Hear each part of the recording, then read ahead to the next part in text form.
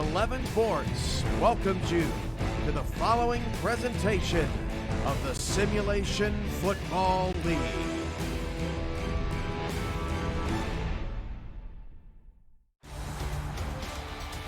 Eleven Sports and the Simulation Football League welcome you to the Pacific Northwest site of a Week 10 matchup between the Charleston Predators and the Seattle Tyrants. Welcome into the broadcast with everybody, Chris Curtis, along with Charles Doherty. And Charles, this is a matchup of the Tyrants, 7-1, flying high as a second seed.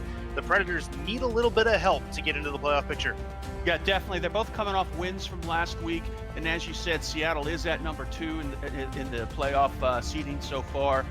In order for Charleston, I don't believe they're mathematically eliminated from the playoffs, but in order to get there, they're going to have to be perfect for the rest of the season. Plus, I believe they're probably going to have to rely on some things out of their control. Yeah, fair enough. Only control the controllables, and that's to win when it matters. And right now it matters for Charleston. Want to welcome those of you that are watching the Counter-Strike Global Offensive Blast Pro Series from Moscow into the Simulation Football League. If you're new to the league, get settled. Should be a fun ride as we're at the latter part of the 12-week regular season. Both these teams vying for a playoff spot. In Seattle's case, a better playoff spot. Just about to get going in Seattle, and it looks like the Tyrants are going to get the ball to start things out. Your kickoff is next.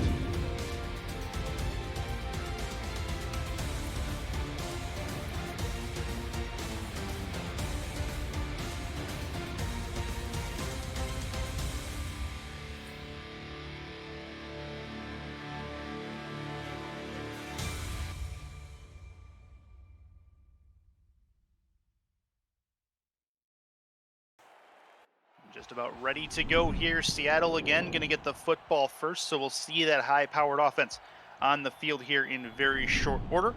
Charleston ready to kick it away in their road whites. Seattle in the turquoise-colored uniforms for their home team. And Chris Curtis, Charles Doherty with you as kickoff is on the way. This will be caught at the 11-yard line, brought back to the 15-20, right at the hash mark for the 25-yard line to the 30, and that's where they will start this first drive. First of all, what is the SFL? The first ever controllerless esport. Game plan submitted by human coaches and coaching staffs every single week. The players on the field that have stars are human players in the sense that they are made by humans and are working as them on the field. As we have first down, Luyendula. We'll talk about him here in a bit, but he's in the gun by himself at the 30. Ready to throw, throws left. That's a catch for about 5-yard gain. They'll say 6. Out of bounds he goes to the 36-yard line as we get our first look at junior, senior, the third. Charles, these two teams heading in opposite directions, it would seem, although Charleston did get a win last week. Yeah, like you said, opposite directions, but Charleston's defense is nothing to laugh about. I mean, they've hung in every game, and I think it's going to be a good test for Seattle. Get to Seattle's offense here in just a second. Luyendula in the gun with 2 with him. Throws over the middle. That is caught. Great catch over the middle into Charleston territory at the 38-yard line. And a nice grab there by Tristan Carr, the big tight end. We've already seen him. Jock Luyendula, the quarterback. Zach Sandlin, your main halfback. Mason Kirby, junior, senior, the third, who we've already seen. And then the Week 7 edition, Nick Castle, are your wide receivers for the Tyrants. We'll get to Charleston's defense here in just a bit. New first down for Luyendula. That's the outside looking for Sandlin, and he's got a 1-yard gain. Taking a look at Charleston's defense real quick. Jeff Hollywood, the defensive end, Week 10 edition. Outside linebacker, inside linebacker, Jack Brown and Brandon Haight. Johnny Bravo and Caledon Holly, your cornerback tandem. Safeties, Paul Connolly, Zachary Bates, and Jack Hoffman for the Charleston defense. Luyendula's in the gun by himself. At the 37-yard line, 2nd and 9. 5 in the box defensively. Luyendula to throw. Over the middle into a crowd of people, and it's picked off. Was that tipped before it got intercepted? It looks like it, and Luyendula gives the ball away on the first drive. Give Charleston the football at their own 36. Yeah, and that's for Luyendula. That's very odd for him. And he, as far as the number of interceptions for the league, I think he has the lowest out of starting quarterbacks. And as we said at the start, Charleston is their defense is something you need to be concerned about. I mean, they've got quality on all fronts. Do believe they are 6th in turnover differential coming into this matchup. Calvin Holly's second interception in 2 weeks. We'll take a look at the Charleston offense here as we take a look at TD Drew under center. His main halfback, Keith Swearingen, will get the handoff on first down, and he will get 10 yards right off the hop to the 47-yard line. Good work there. Seeing the two of them, you also got Ken McCarro, Jay Taylor, and Shea Carroll, your wide receiving core, and then Sean Harrelson, the big tight end for Charleston. A lot of stuff happening in the SFL. If you're new, you can get onto the field as well. Go to simulationfl.net. You could be one of those late season additions. Through week 11 is the non-contract signing period. To the outside, that is caught, turning the corner, but stepping out of bounds is the receiver. It'll be 2nd and 8 after a 2-yard gain. Yeah, I think the story for Charleston today is, and probably the story for the entire season is, they don't make a lot of mistakes on offense, but the problem is they don't put points up on the board. So, unfortunately, they're going up against a pretty stout Seattle defense, and in order to win, they're going to have to, from a performance standpoint, kick it up a notch. Shea Carroll with the reception on that throw on 2nd down. It'll be an outside throw. Looks like a little bit of a screen, but it didn't go anywhere. Swearingen has been hit. Swearingen had a real good game last week. They're going to need to work on him defensively. 29 carries for 110 and a touch last week against the Desperados in a win. Yeah, Swearingen has the ability to put a lot of rushing yards and touchdowns up on the board. He started out on fire at the beginning of the season with the first game, and since then he's cooled off a bit. 3 at the top, 1 at the bottom for the Southpaw. Play action, looks to throw, puts it over the middle, right back to him. That's a real nice throw and catch. First down for the Predators as they move into Tyrants territory. Good work. That's Ken McCarro, the wide receiver, 5 catches, 63 yards last week. He's got his first one here. Yeah, he's Drew's #1 target, and I like the play calling so far. Good, decent balance between run and pass, and right now they're on the 40 and approaching the red zone. 6 in the box defensively. Single back formation. Southpaw backs up, long drop back, thrown towards the outside. That is a catch, then stepping out of bounds. Another 5-yard completion for the Predators. Another catch for, looks like Shea Carroll with a second. Yeah, again, good play calling there. They're catching the defense is trying to get set and trying to figure out what the tendencies are for Charleston. But so far, I think they're seeing some things they may not have seen before. If it plays consistent, the ball should end up in Swearingen's hands here. See what the play calling is on 2nd and 5, just on the precipice of field goal range. Look to throw, nope, over the top, right side, caught, and he's going to get contacted for the tackle. Real nice grab at the 17-yard line, and Charleston's inside the red zone. It's Shea Carroll once more. Yeah, you could see the athleticism of Shea Carroll on that one. The ball wasn't, exactly in the bread box, but you could see his range there. He was able to dive out there and bring the ball down. Again, Charleston is looking pretty impressive so far on their first drive. TD Drew, Gold Star quarterback, looking to try to get something done. 1st and 10, first trip inside the red zone for the Predators, trying to take advantage of the first drive turnover. Long drop back, plenty of time, wings it deep over the middle, caught, and that is a touchdown for Charleston. Shea Carroll, the man of the drive, and it's going to be a 1-score game. Charleston out front. Wow, that Shea Carroll, that's his 3rd touchdown of the season. I believe that's his 13th for his career. Really, really impressive opening drive there for Charleston. They're doing what they need to do and they're showing it on this drive. They may have added a couple new wrinkles on offense, and Seattle is on the sideline scratching their head. That's a real nice drive by Charleston, as you alluded to. Didn't even get a chance to go over the Seattle defense. We'll go over that the next time they're on the field. But an extra point coming from the Predators. Predators also added Amanda Moyer. That was a Week 8 edition kicker for the Predators. And she is lining up for the left-footed kick. Kick is on the way, and it is good. 7-0 Charleston over the Tyrants, taking advantage of that turnover and decent field position. See if the Predators can come back and or the Tyrants can come back and try to answer this. Yeah, definitely going to have to answer it. Really impressed with Charleston's defense. They made best out of an opportunity on that tip, and they're going to need to do that all day. But so far, this is turning out to be quite an exciting game. Left-footed kick going to get long. It'll be a return from the 11-yard line again. right through the middle, running right into the pack as the return man, and he'll get stopped at the 31-yard line. Looks like it is actually Nick Castle doing the returning for the Tyrants as well. Take a look at the Twitch chat as well. All of you guys hanging out with us here on the 11 Sports Next Twitch channel and also on 11 Sports, the actual TV channel. Thank you very much for chilling out with us on this Saturday afternoon. First play from scrimmage for Seattle. On their second drive, Leandula looks to throw. Thrown short, and that was dangerous, but it worked out. That's going to be a first down over the middle. Little dink and dunk play, and it goes in their favor as junior senior the third as a second catch. Yeah, that was pretty dangerous there. It looked like the defender was maybe overstepped by one or two, but he has a couple milestones he could potentially hit from a career standpoint today. He's 3 away from 100 touchdowns for a career, and as well, he's about 225 yards away from 13,000 for a career. So let's watch and see how he goes up against those career milestones.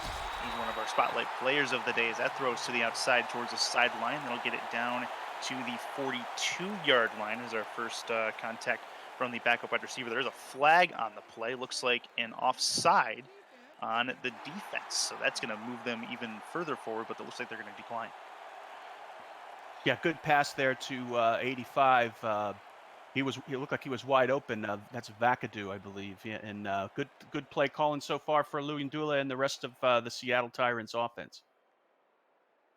See if they can get a big Tristan Carr involved again. He's got one big catch already in this game. He's going to be the tallest receiver out there. Oh boy, he is 6'7", 249. He's a tall drink of water. He is indeed. That's a one-handed grab and a spin move from Sandlin. He's going to get a few yards, make it 2nd and 4 down to the 41, just on the precipice of field goal range for the Tyrants as they try to get back into this football game. 7-1, their only loss coming at the hands of the Baltimore Vultures, who are beating everybody, so that's not really a surprise. But a very, very good team nonetheless, and one that is poised to make a possible championship run. Yeah, and Baltimore's at the top of the standings so far. So Seattle wants to win this and gain ground.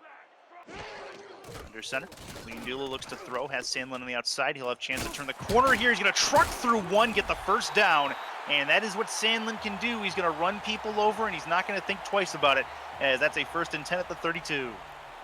Yeah, he's got a lot of beef on him at 260 pounds, and when he gets ahead of steam, you know, the defenders they look forward to some pain coming. But I think from an offensive play calling standpoint, you got to keep Sandlin involved in the game, whether it's those short passes on the out to handing it up the middle to him. He's got to have a role in this game. His numbers this season so far have not been as high as they have in the previous season, but you know, again, it all rides on him.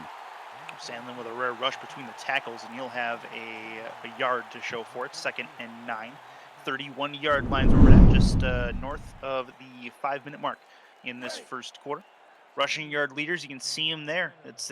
He's over the 1,000-yard mark for this season, which is a pretty good place to be. Reggie Streeter and T-Roy Gaines just ahead of him on that list. Talking about Sandlin, he's been a workhorse for this Tyrants offense, whether it be receptions or carries. He's been very, very good. He gets a rush here. He gets a few yards after busting through, not taking no for an answer. He'll have a 9-yard gain from it. Yeah, great effort. The blocking was decent on the front line there. It closed pretty quickly. The Charleston defenders were able to make that happen, but Sandlin was not going to give up a loss on that play. He put all the effort in, was able to get around the corner and gain a positive gain there. Just on the outside of the red zone here. One at the top, one at the bottom. Plenty in the middle as they give it to Sandlin one more time. Let them finish the job, get the first down. And now they've got 4 plays to do it again. They got to get to the 12-yard line, which would be inside the red zone. Yeah, I don't think Seattle needs to be too flashy here on offense. They've got the right players out there to be balanced and to some extent conservative, and I think they could put the numbers up and really put the heat on Charleston. Under center. Plenty in the box defensively. I think they're expecting another run. This would be a good time for Leandula to dump it over the top if he wants to. Deep drop back, go right side. He's trying for it and tipped with an incompletion. Good work by the Charleston defense. That is a tall drink from Zachary Bates as he gets up and pass deflects that way. Yeah, Zachary Bates was definitely there, and the secondary of Charleston is it's nothing to scoff at. They're able to lock down receivers, and on that play there was a good anticipation by Bates. He was able to read the pass coming in, able to knock it away just at the last second. Fair case, Luyendula probably missed his target there as well. If he puts it over the top into the corner of the end zone, he might have a touchdown there. Yeah, it looked like the pass was a little off. Luyendula in the gun by himself. He's got 5 wide to work with, 6 in the box defensively for the Predators. They send 3 over the middle. Caught, first down, I believe. They're going to give him forward progress down to the 12-yard line. And don't look now, but they're moving the football. The backup again makes a play. Yeah, it looks like Nick Castle was able to go out there and grab that. That was a good, nice slant in the middle. Good read there. Got the ball out quickly. Not a lot of pressure on the quarterback, and good first down. You're right. Nick Castle, the Week 7 edition, comes in, makes a nice play to get him into the red zone. This is going to be a shot over the left side. That is caught. Is it a touchdown? No, they're going to say he was out of bounds out the back of the end zone. Junior senior, the third, is going to gripe that. Yeah, is that something you want to review? That's going to be a big question mark. We'll see if they throw the flag. 2nd and 10. Doesn't look like they're going to fight it, at least at the moment. Yeah, it looked like he had a foot in there. Yeah, it was close. It was definitely close. In the gun is Luyendula. And they will snap the ball. No fight on that. Looking over the middle again. This one is caught. No question about that. It is going to be junior senior the third making up for it with a touchdown. He has number 1 target for Luyendula is junior senior. This makes his 4th touchdown of the season, his 23rd for a career. That was a great play to respond to. Not only a great play, but also a great series for Seattle to respond to Charleston. In a 33-14 win last week, junior senior the third managed 3 catches for 37 yards. He's pretty much gotten close to eclipsing that already with his first touchdown of the game. No touchdowns last week in that win. 7-6, Charleston up on Seattle for the moment. An extra point is pending. See, high snap, kick is on the way. It is up, and it is through. Charleston going to try to answer when we come back. This is the SFL on 11 Sports presented by APM Music. Stay with us.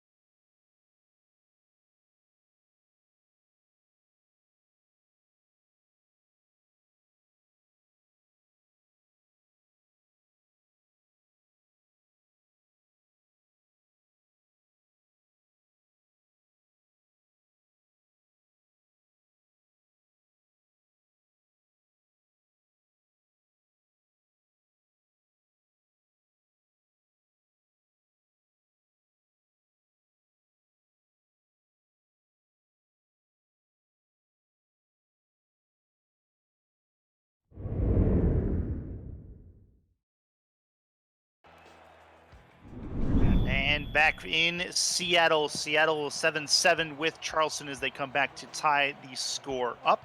Charleston about to receive the kick for their second drive of this game, their actual first kickoff, as they got an interception on their only scoring drive. This will be at the 10-yard line. Return going to left hash, trying to move the outside, gets hit like a truck. And that is going to bring Charleston out. Taking a look at that top 6, Charles. It's pretty cut and dry. Baltimore, Seattle, Denver, your one-loss teams, with Baltimore in front based on the fact they haven't even had a bye week yet. Yeah, every game counts from here forward. No mistakes. Near perfect for number 2 through 6, at least. Yeah, we saw Chicago get into the top 6 after their win last week. See if they can continue some momentum. Single back formation for Charleston. That's to the outside. Good throw. Not much to it as he tries a spin move. Didn't quite go where he wanted to as Keith Swearingen gets taken to the turf. It's 2nd and 9. Taking a look at the Seattle defense, which we haven't yet. That's Denzel Maverick, the defensive tackle. Jukin Rukin, defensive end. Angel Salinas, Week 9 edition on the linebackers, along with E.K. Vincent. And Lyric Jenkins, the Week 10 edition. Iverson Gamble, Mario Martino, your cornerbacks. Pete Mitchell and Mahmoud Ajlani, your free safeties, and then Kane Vasquez is your strong safety for the Seattle Tyrants defense. That's just to the outside, and nothing much going on there. Swearinger goes out at the line of scrimmage, make it 3rd and long, and they're threatening to go 3 and out here. Yeah, as far as passing for Charleston, they're going up against the secondary in Seattle that had 5 interceptions last week. 2 for Agilani, 2 for Martino, and I believe Vasquez had one as well. So they're a very stingy secondary. It's going to be tough, I believe, for Charleston to get that ball down the field. Play action to the left side. There is a flag down. That throw, I believe, was out of bounds regardless, but we'll see what they call it as the Stripes has their first appearance of the game. Yeah, it clearly looked like he was out of bounds. Offensive holding is the call against the Predators. Tyrants will, of course, accept. That'll move them back a little ways, make it 2nd, and I believe going to be 20 no, actually, sorry, should be 4th down if I'm right. Yes. So that's what's up. 4th and 9. Looks like the Tyrants are going to get the football back here. A quick 3 and out by the Predators, which is not necessarily what they wanted, obviously. 4th and 9 at their own 26. Kicker lined up at his own 10. Kick end over end, gets past the midfield stripe to the 37-yard line and immediately tackled there. No fair catch, strangely enough, but it's 1st and 10 for the Tyrants as they have the football back, looking to make another touchdown out of it is Nick Castle. Yeah, very good, effective series. Last time Seattle had the ball, a good mix between pass and run. As I stated before, I think the more you get Sandlin involved in the game, I think the better. But they also have some pretty stud wide receivers out there to throw to. So a lot of options for Lewandowski. Offset I formation. A look, it's going to be a hit at the line of scrimmage, and Sandlin's going to move past it, but not very much. 2nd and 8. And that's a 2-yard gain, not much to that. You take a look at Jack Brown, our other spotlight player. You take a look at him there. He was in on that stop. He's been a real nice piece of work defensively for this Charleston team, who does not, as you mentioned earlier, have a bad defense. This team is good defensively. They're having problems putting points on the board consistently. Yeah, Jack Brown is involved in almost every play on defense. He's got 543 tackles. I think this season he's got a good shot at crossing the 600 mark. That's a good throw to the right side towards that sideline. And Seattle's offense getting involved here. Jacques Luyendula, it's a 95 rating just about for him early in this game. Mason Kirby, his first catch. I may want to take that back. maybe not hitting 600, but he's got 543, and that's that's pretty good for 5 seasons in the league. I mean, my math is screwed up. He had 600 in the next couple of games. Wow. That's going to be something to see. He did have 9 tackles last week, but I think he'd have to be 20 a game or more. That's over the middle, deep and incomplete.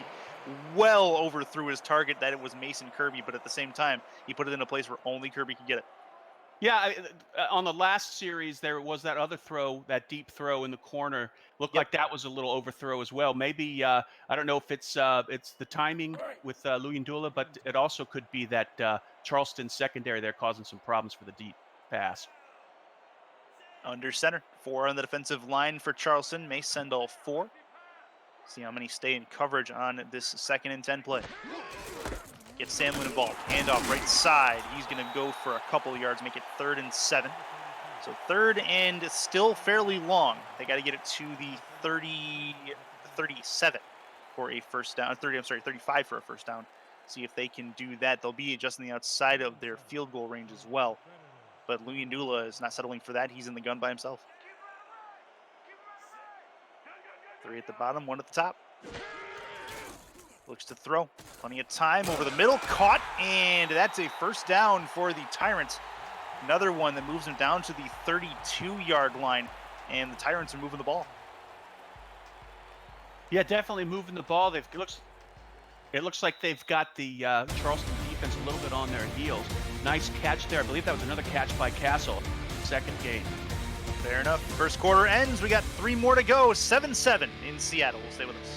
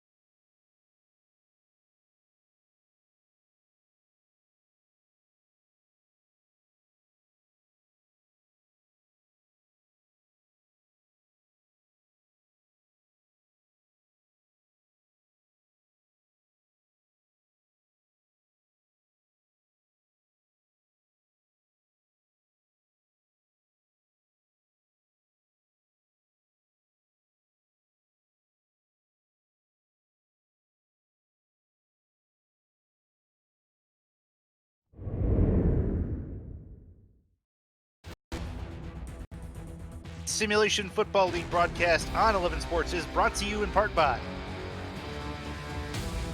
APM Music, Production Music Library and Custom Music House. By Fuel Beyond Imagination, visit the all-new sflinteractive.net today. By Matt Dole Designs, the official branding partner of the Simulation Football League. And by Media Tech Institute, turn your passion into your profession. Aerial shots brought to you by AirViews, united by drone. Visit AirViews, that's VUZ.com, to see more drone footage. Back in Seattle for a Week 10 matchup. Pretty crucial one for really both teams. Charleston in a virtual must-win. They're tied 7-7 with Seattle, who's kind of coasting into the postseason picture, ranked 2 in the seeding. Chris Curtis, Charles Doherty with you as we start the second quarter of play. Seattle moving the ball. They're going to go right for it, and it's immediately picked off back the other way. Charleston 2+ in the turnover differential today as they bring back another one to this time to the 37-yard line. And Luyendula is so mad he walked to the wrong sideline. Wow. Was that Brandon Haight that got that interception? I did not see a number. That is 22. I believe that is correct. Oh, no, sorry. It is not. It's Connolly, Paul Connolly. Paul Connolly come through and grabbing definitely. that one. Good that's work. his third of the year, and I believe that's his 11th all-time in interceptions. So that's the second interception on Luyendula. And as I stated at the beginning of the game, he doesn't throw a lot of interceptions, but so far the Charleston defense has stepped up and made it, capitalized on mistakes.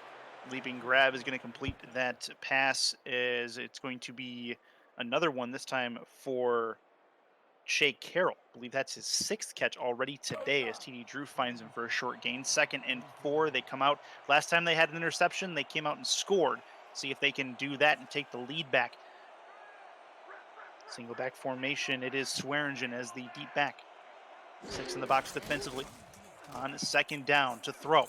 Outside, that is caught. Toe drag is in at the 49-yard line. That's a first down grab for Ken McCarro, a second grab.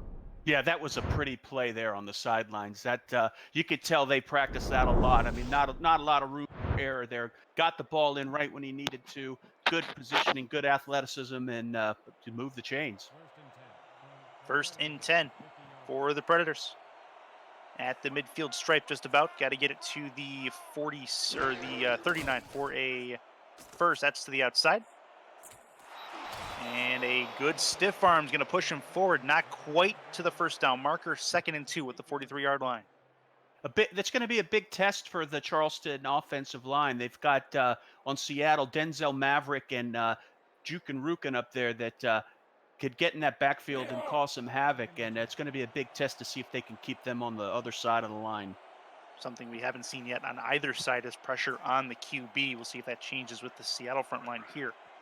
Single back formation. It's good. Swearingen gets a run to the outside, tries to burn the edge, does get past one, gets a first down out of it. New set of downs down to the 38-yard line. Yeah, smart play there. Great execution up there on the line as far as blocking goes. Gave a good opportunity for Swearingen to get that first down. Take a look there at the wild card race in the SFL. Top 10 teams make the playoffs. Sioux Falls holding on to that last playoff spot. Las Vegas and London lurking. Swearingen through the middle, not going to get where he wants to go. It's 2nd and 10 as they get to the 38. Yeah, it's amazing when I still have to do a double take when I see Alaska on there under the wild card race. I'm always used to having them at the top of the charts. And you can give your chance to go from couch to field. You can join the SFL community. Go to simulationfl.net and join our Discord server. You can get involved and be one of these late season additions like Jay Taylor on the Charleston offense. As this will be a throw to the outside. Dan tipped and nearly intercepted. I thought that was going to be a catch, but a drop straight up. Jenkins is in the area, and it'll be 3rd and long.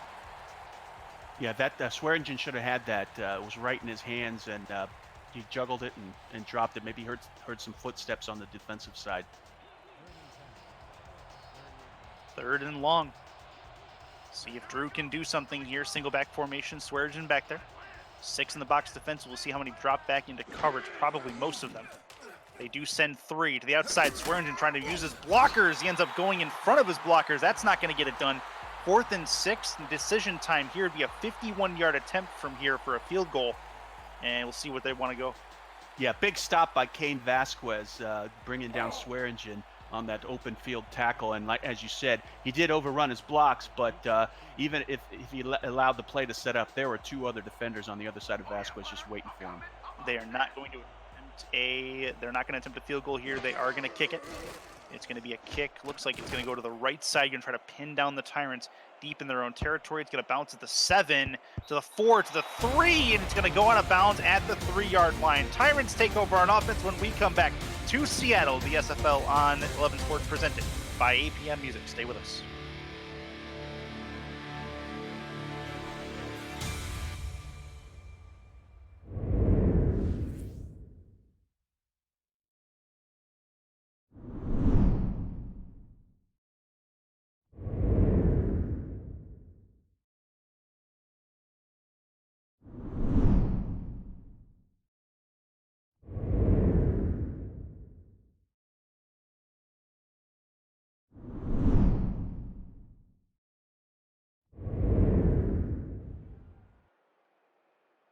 Seattle 7-7. Seattle starts this drive after they are able to get the big stop at their own 3-yard line. So dangerous times for the Seattle offense. Zach Sandlin is the deep back. He's lined up in his own end zone. He will get the ball on first down and go absolutely nowhere. In fact, did they call that no, they said he lost a yard. Okay, interesting call there. I thought he was back in his own end zone. Yeah, I think Haight hit him probably, maybe on the 1-yard line. They may be marking it there. Maybe it looks like the 2. But yeah, let's take a look at on this series. Let's take a look at Jeff Hollywood, who's the new defensive end signed. Let's see if he can make his presence felt there in the backfield as well. And off right through the middle. Good one as well. I believe that's the fullback who got his first carry of the game. If it's not Sandlin, no, it is Sandlin. Yeah, Sandlin came through at the different spot to take that handoff. 3rd and 6 as they at least get some separation. Yeah, and a good tackle there by Bates right after the first line of blockers. He was waiting there for Sandlin, and he wasn't going anywhere. Under center. Leandula, 3 at the bottom, 1 at the top. Single back is Sandlin. He'll get the ball on 3rd down. He'll bust through the middle, and I believe he's got enough. He does for a first down. New set of chains. Get to get it to the 14-yard line, and Seattle starting to move. Yeah, big hole up the middle. They showed their strength on that play. The offensive line of Seattle gave a good hole to Sandlin to go up the middle. And the one impressive thing about Sandlin is always on the first hit, he doesn't go down. It takes a couple people to bring him down. He was able to fight for that first down. He's done that a couple times already this game. And we're just in the second quarter, about 6:48 left in it. And Sandlin is single back again. 4 on the defensive line. We'll see if they send some extra help here on 1st and 10. Try to plug up those rushing holes. Leandula to throw. Over the middle. That one is caught. Huge hit as he speared out of midair. But he holds on to the football. What a grab. And that is a 2nd and 1 coming. As you take a look there at Nick Castle, his 3rd catch. Yeah, that was a great catch by Castle. It shows what his ability. That's one of the toughest catches in the league to make when you're up in the air like that and you know you're going to get leveled by the defender. Offset I formation for Seattle. Handoff Sandlin. Tries to run it between the tackles. Has a first down and a little bit more. He's dragging Predators with him. Finally gets brought down to the turf. 1st and 10. Out to the 30. Yeah, Sandlin's, he's just an incredible running back. He's got for a career, he's got a 6.4 yards per carry. And I did a look on the leaderboard there, and I believe that's number 5th career all time in the league. He's rarely brought down in the backfield. It's a crazy stat for me. He hasn't been in the league all that long, just long enough to make a really big impact for the Seattle offense, which he has to this point. 6 in the box defensively for Charleston. Handoff, Sandlin again through the middle. Keep doing it until it stops working. 2nd and 5 now after a 5-yard gainer. Yeah, it looks like the holes are getting a little bigger for Sandlin, which does not bode well for the Charleston defense. And they've been playing great up until this point. They had him in the hole, Seattle on the 2-yard line, and they were able to get a first down and more. So not so good so far for the defense, but they'll adjust. Nope, that's another handoff. This time Sandlin goes absolutely nowhere. It does get taken down in the backfield, averaging 3.4 yards per carry. That's an increase from what he was doing. Jack Brown on the tackle there. 3rd and 5 coming as he didn't really gain anything there. Yeah, big tackle by Jack Brown. It just shows his ability being able to do that one-on-one tackle against Sandlin. It's 254 pounds versus 260. Just a matter of where you hit him, I suppose. Yeah. 3rd and 5. Under center. We can do a little throw short crossing pattern. Does he have enough? He does. First down, dangerous throw into a crowd of defensive linemen, but he lives to tell about it, and a little bit of a shimmy there from the wide receiver, junior senior the third. Yeah, he's junior senior's having a pretty solid game so far. That was a dangerous pass. It wasn't exactly where it needed to be, but they executed and moved the chains. 1st and 10 for Seattle. 2 in the backfield. 6 in the box defensively for Charleston. To the outside goes Sandlin. One-handed grab and a spin move. Going to try to break through. And a great open field tackle again by the Charleston defense. That is I believe that one, is that Johnny Bravo made that Johnny hit? Bravo, yep. Another good open field tackle. That's what you got to do against Sandlin. Because if he was able to get past Bravo, he could have had at least another 15, 20, maybe even taken it to the end zone. Bravo had the interception last week in that win over Tulsa. Has a nice open field tackle on a star running back here, looking to do a little throw. Over the middle, tipped and intercepted again. Wow. A hat trick of interceptions, 2 of them on tips. And William Dool is all sorts upset. Caledon Holly again, his 2nd pick of the ball game. 2nd pick of the ball game. He also had one last week. For the season, I believe that's his 6th. So he's making his presence felt. Hats off to the secondary of Charleston. I think they're confusing Lewandula and forcing him to make some mistakes. You take a look there, turnover differential, Charleston with 3 today, as Seattle came in 3rd, and they're now -2 for the season. This will be a throw to the outside. That's going to get past midfield and no further, as it'll be Swearinger who gets the ball and make it at 2nd and 7. Yeah, that's a big feat for the Charleston defense. Like you said, they're going up against Seattle, that is number 1 in turnover differential. 3-yard gainer for Swearinger just past the midfield stripe. Charleston has been ball hawks on defense, thanks in no small part to their man Caledon Holly, who's come through and made a statement in this game. To the outside goes Drew, trying to turn the corner, get the first down. Couldn't quite hold the ball out. It'll be 3rd and very short at the 42-yard line of the Tyrants. Yeah, I'm sure they'll take a 3rd and 1. It's not quite the first. Gives them a lot of options in their playbook. And so far, Swearingen's been a little quiet the last couple possessions. Let's see if they get him involved. Ken Maccaro on that last catch, his 3rd of the ball game. Chance for the Predators over the middle, and tipped and incomplete. Good D and great timing by that Seattle defense as they come to make a play. It's Mahmoud Ajlani. Yeah, Mahmoud Ajlani, he had a great game last week, 2 interceptions and a touchdown. And he's a leader on that defense, and he made his presence felt, and they're going to be relying on him to keep that passing game of Charleston in check. Offense lining up for Charleston. The defense, or the crowd in Seattle, getting loud, trying to will their defense to a stop. 4th and 1, and they do run the play through the right side. Did he get there? He did. He drags defenders, and he gets the first down for Charleston. Wow, look at that effort. They had him in the backfield. He didn't have the whole. But it was all effort. Got hit by 2 defenders, was able to use his strength and take it across the chains. And what a gutsy call by Charleston on 4th down. 1st and 10. It would have been a dumb call had they not made it. That's the big gamble there. That's true. 1st and 10. Drew sees something at the line, looking to throw. Plenty of time. Slow dink and dunk route. It's going to be a 9-yard gain. 2-minute warning lurking, and that is where we are at. Stop the clock. 7-7. Charleston moving the football as we close in on halftime. This is the SFL on 11 Sports, presented by APM Music. Stay with us.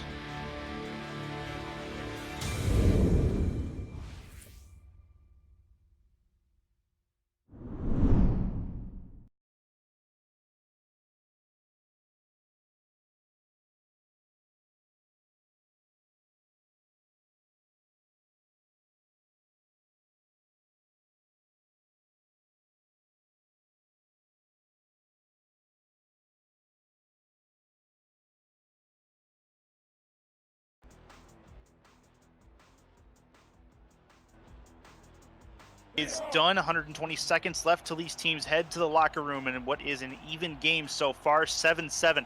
It's been a good one to kick off week number 10 in the SFL slate. Under center, going to be Drew on 2nd and 1. Hand off. Swearingen has a first down as he busts through the middle. Get it down to the 25-yard line. Swearingen been a pretty good piece of this Charleston puzzle so far this game as he looks to try to continue to make an impact. Yeah, had a couple decent runs there. The offensive line on this series is really controlling the defensive line of the Tyrants, and they're sitting pretty right now. 1st and 10, minute 30 to go on the 25. Under center, Drew to the outside, trying to burn the edge. Going to have the room to do so, but he can't break the foot tackle. 2nd and 4 after a 6-yard gainer. Yeah, they almost had a pretty good defensive play again there, and he was able to make some adjustments, hop over the tackler, and get a 6-yard gain on 1st down. Pretty impressive run there by Swearingen.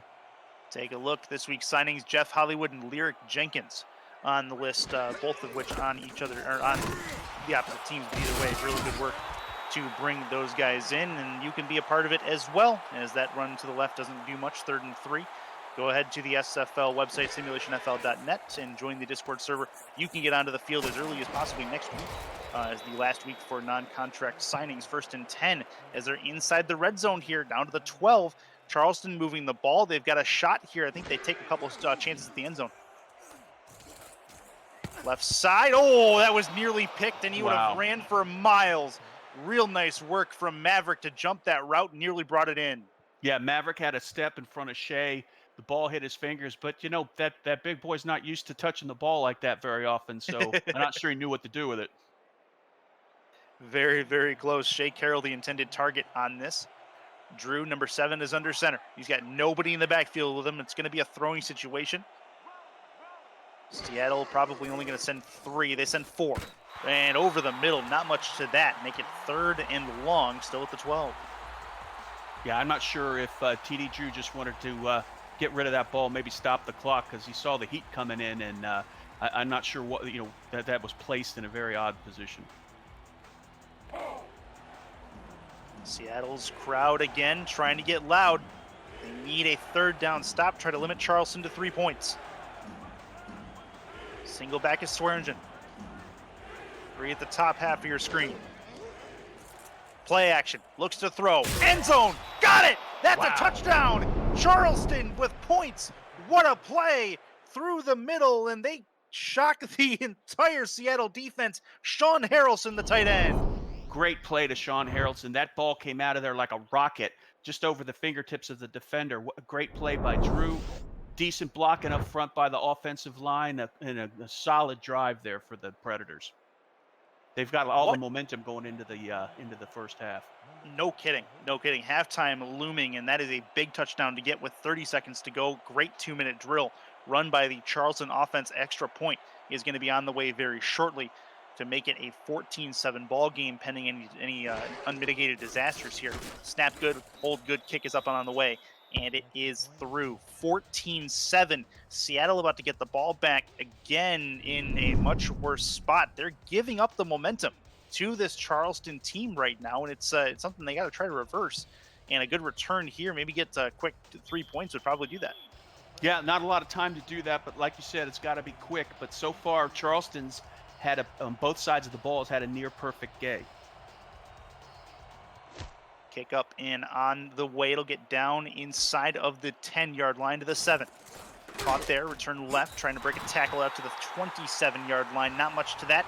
Change of possession necessitates a stop of the clock. 26 seconds left for Seattle to try to do their thing. You saw the graphic just a minute ago. We are not done with the SFL here on 11 Sports today. 5 p.m., the Skyhawks travel to Atlanta to take on the Swarm. Jeff Lowe, Eddie Gage have that call at 5 p.m. or at the conclusion of this game, whichever happens to come later. That will be a 1st and 10 for Seattle. Oh, tipped, and another one that nearly found its way into the hands of the Charleston defense, but another pass deflect as they get their hands up at 2nd and 10. Seattle avoided a nightmare situation there. If there would have been another interception, Charleston would have been sitting pretty and had a decent opportunity to put at least 3 points up. 2nd and 10. Take a look at junior, senior, the third. He's going to line up on the left side of the quarterback, bottom of your screen. In the gun by himself, leading to 3 interceptions this first half. Not a first half he was looking for.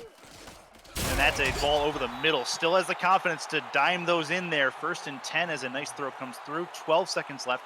Be interesting to see if they try to get a playoff here. They will. 8 seconds to go. Down over the middle again. This one's caught with 4 seconds left, and a timeout is called with 3 on the clock. Seattle calls it. And with a 14-7 score looming, they may try to go to the end zone here as you take a look there at Crash Combs on the sideline. Yeah, that makes sense. Go to the end zone, but very good drive there by Seattle. I'm actually surprised they were able to get that deep into the Charleston on the Charleston side.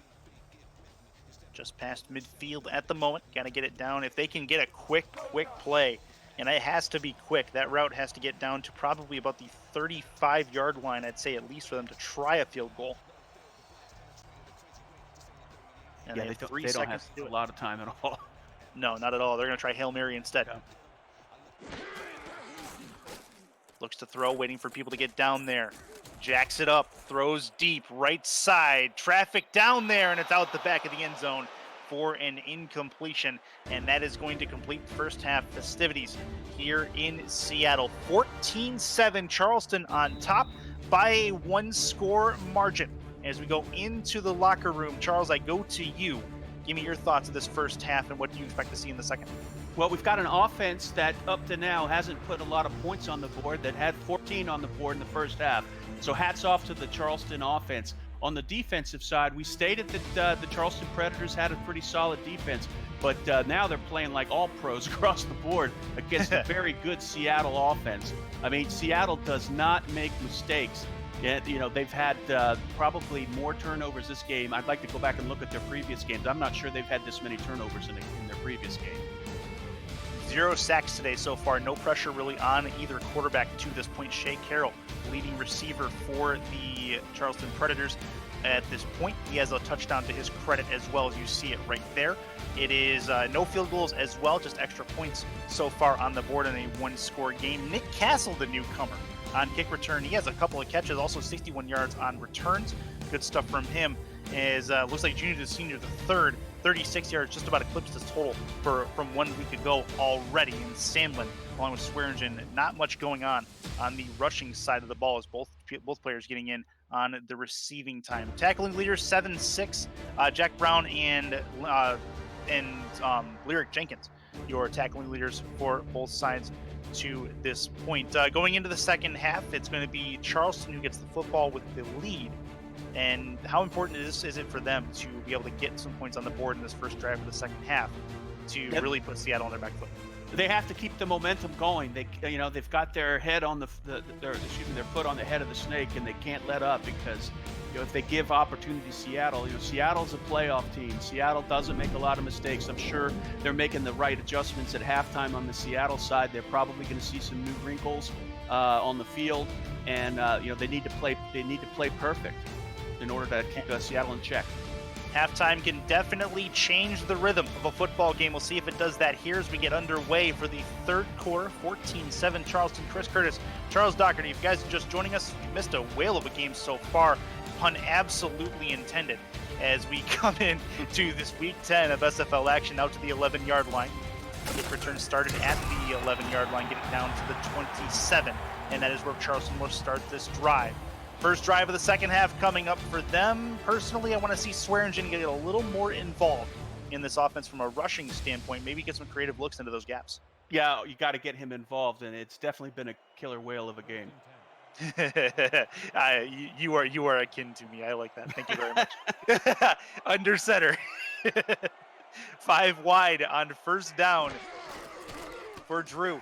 Plenty of time over the middle, and it's batted down. A lot of dink and dunk routes from this Charleston offense, at least in this first half. That may be an adjustment that Seattle's going to make going forward, and it might open up over the top.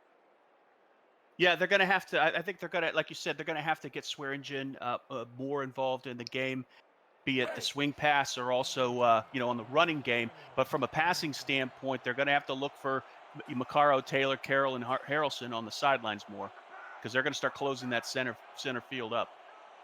14-7, Charleston with a 2nd and 10. Handoff Swearingen, going to try to shimmy his way through, and he'll have himself a 6-yard gainer out to the 33. Make it 3rd and manageable, which is important as they've been fairly decent on 3rd downs today.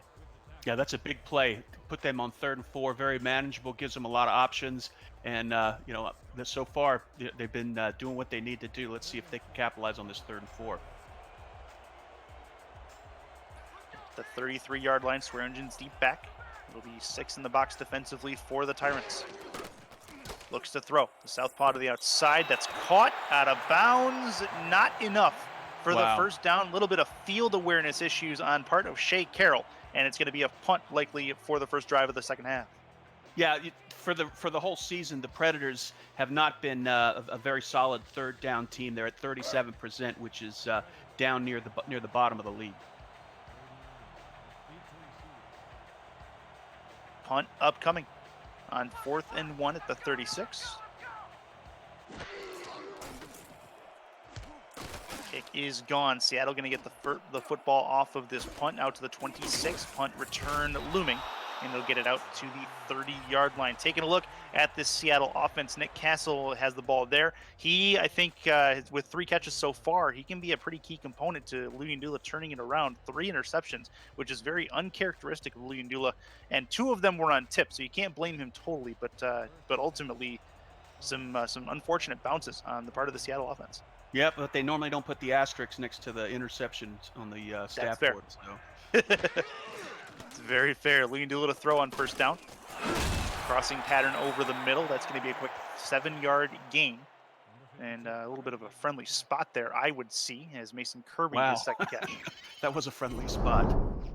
It looked like a 5-yard gain, but they put a couple extra yards on there for him for good measure. Yeah, maybe that's why. Maybe that's why a little bit of forward progress. He got hit right at the 37-yard line. So that's probably what they're saying. That's where they marked it. So I guess pretty good call. The Stripes is paying attention. Under center. 2nd and 3 for Seattle. Quick drop back, moves in the pocket, thrown on a quick slant route. That is going to be caught very close as Tristan Carr comes up with it. That's going to be a 1st and 10. Yeah, that was a good play there on that inside slant. The other 2 receivers looked like they put some blocking up, indirect blocking got in the way of the defenders. They were able to get that pass off. I thought it was going to be a pretty dangerous play, but after I saw the wide receivers in there block the other guys, I mean, it turned out pretty good.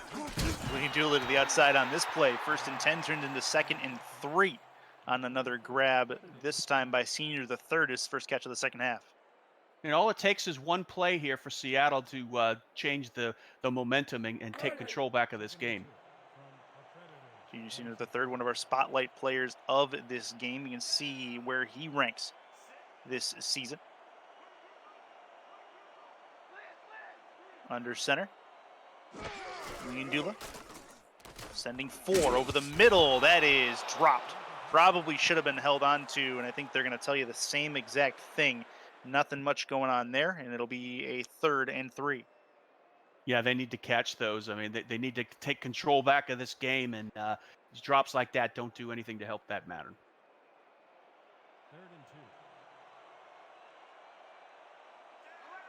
See what they have for us on 3rd and manageable, just past midfield. Handoff through the middle. Sandlin has some room to go, and he's got a huge gap to fill. 1st and 10 at the 39 as he gets through. That's a nice gainer for him. Yeah, a big 3rd down play for Seattle. They had to get this. They're driving down the field, and the one thing about Seattle is I don't believe they're like super flashy from an offensive standpoint, but like you said, the dink and dunk, they keep moving the ball. They've got decent balance, and next thing you know, you're down by 21 points. Offset I formation. Looking to throw, moving up in the pocket, throwing off of his back foot across his body. Not recommended, but it worked out in their favor here. Nice one for Junior Senior the 3rd on the reception and a 1st down. I can't believe he even saw Junior the Senior. It looks like at the very last second, he turned his head. His peripheral vision must be incredible. Was able to see him open like that. Was able to zing the ball in there with a rock skip. First and 10. To the outside, that's going to be a small gainer. 2nd and 7 after a 3-yard gain. Just outside of the red zone again are the Tyrants. They've been fairly good when they got down here. Their issues have been in the middle of the field. So that is it's a good recovery for them. 2nd and 7 at the 24. Just north of 7 minutes left in this first quarter of play. Still a one-possession ball game. Charleston holding on to that lead for dear life. Yeah, Charleston's been, Seattle's been pretty smart with their play calling. Keep a good mix of plays. Deep over the middle, diving grab. There's a flag on the field, but it's a touchdown for the moment. What a grab from Seattle. Tristan Carr lays himself out and brings that one in. We'll see what the stripes is. That was incredible catch, incredible athleticism by Carr to extend himself to get that ball. They're going to call it a late hit. That is a touchdown for Seattle. What a bomb over the middle to Tristan Carr. And that will likely tie the ball game as long as the extra point has no issues. Yeah, that catch right there. It's the first game of the weekend, but I can say that's got to be in competition for the catch of the week. Yeah, play of the week for sure. That's a long bomb over the middle, and Carr stretched himself out. The late hit is might actually be enforced on the kickoff, possibly. I'm not sure exactly where they enforce that per the rules, but either way. The extra point looming here, 14-13 at the moment. Seattle trying to tie this ball game up. Week 10 close matchup to start the week.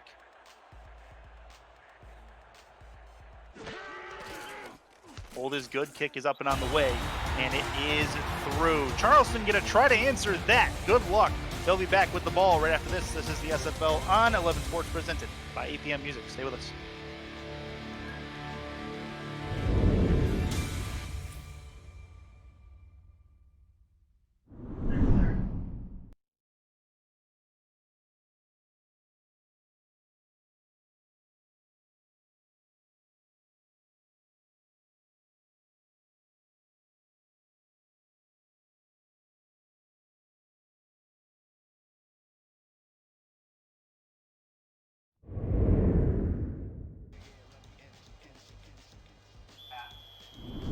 We are back in Seattle, 14 all so far. 1st and 10 coming after the kickoff, as long as Charleston doesn't shock the world here.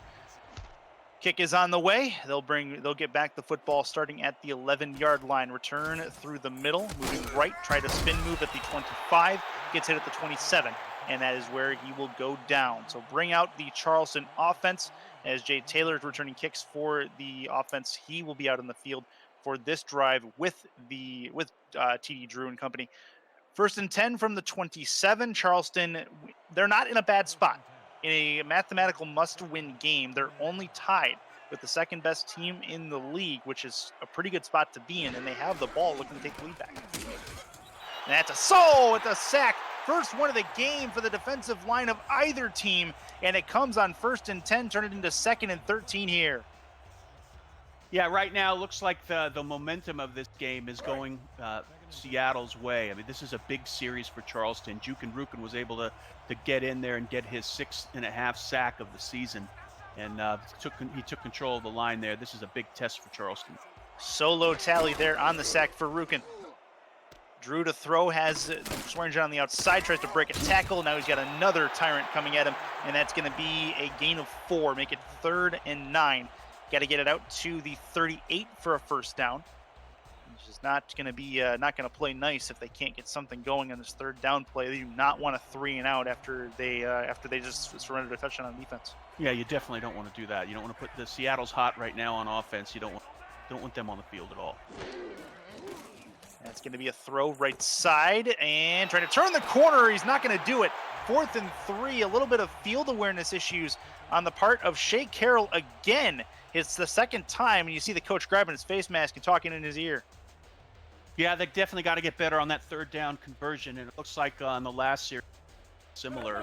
They didn't, didn't make the ball out there, get the ball out there early enough, and the route wasn't enough in order for him to get room to make a first down. For those that missed it, 17-yard touchdown strike from Luyendula to Tristan Carr, and a stretch diving grab from Carr in the end zone is why we are tied back at 14. And Seattle about to get the ball back after this 3-and-out. 1st and 10 for the Tyrants. As they get the ball at their own 29, so a good punt as well, getting it deeper into Seattle territory. Yeah, Seattle, I think what they need to start doing is hammering Sandlin up the middle. That defensive side of Charleston is going to start getting worn out here and deep into the second half. And that's what Seattle do. That's what they do. They wear you out. And it's 3 quarters of dink and dunk and just physical play. And by the end of the 4th quarter, you are looking up at the scoreboard as we were talking about before this game came on, and you're just like, how are we down 20? Yeah. That's what they do every single week. Even those screen passes to Sandlin on the side, I mean, defenders trying to bring home that 260-pound behemoth. It starts to wear you out as the game wears on. 2nd and 9. 30-yard line is where they sit. 4 on the defensive line for Seattle. Handoff through the middle is going to be Sandlin. Make it a 2-yard gainer. Not much to that one. Get it out to the 32. Jack Brown, the offending party on the tackle. And he is going to create a 3rd and long situation for him. One of our spotlight players of this game as well. You'll see where he ranks. I think he's got about 11 tackles so far. He's having a pretty good game there. He's been everywhere the ball is as he continues to do what he does. This is Leading Doula's throw on a pump fake. Oh, tipped and nearly intercepted again there. And Jack Brown again with the initial contact on the football. He's been everywhere. 4th and 7, and the Tyrants will punt. Yeah, good defense for Charleston. They did what they needed to do. Pressure's now on the offense of TD Drew, and see what he can do. Move the ball down there. I think they got to get something on the board there, because it's only a matter of time that Seattle's going to put points back up on the board. 16-yard line is where the punter's lined up. Snap taking place from the 32. Good snap. Decent kick. End over end. Get it down to the 31-yard line. Good chance to run it back, and it'll get it out to the 37. So a 6-yard return for Jay Taylor. Back out come the Charleston Predators. 14-14. They've done well to keep the game tied. Now they have a chance a little better than halfway through this 3rd quarter to get themselves points to get them in the lead. Yeah, you can't undervalue that stop from the Charleston defense there. That was huge. That's a play to the left side. Swearingen not going to go very far. Get it out to a gain of a yard out to the 30-yard line. Yeah, it looks like Vincent had that read the entire time. He was able to shed the blocker and bring him down for only 1-yard gain. That was some great defensive play there by EK. 2nd and 9 for the Predators at the 38-yard line. 3:50 to go in this 3rd quarter. Single back is Swearingen. He's going to get the football, and he's not going to go very far. Make it 3rd and 8. 3rd and long again. They got to get it to the 47-yard line for a 1st down. Yeah, that was Angel Salinas on that tackle. Week 9 signing.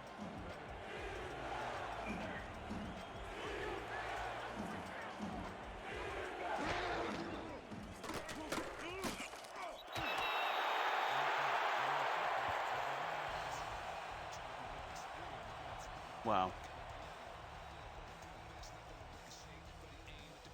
That was another play where the route was too short. Not sure why they ran such a short route there. Maybe they were covered downfield, but big stop so far for Seattle, making it 4th and 5.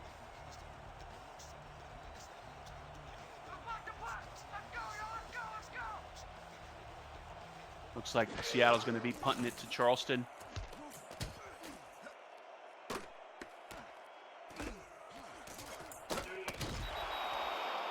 High punt in the center of the field. Got a couple yards there. Seattle starts off on the 26 as we go to break.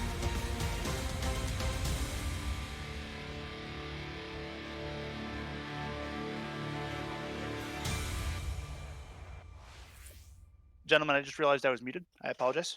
I muted to eliminate background noise.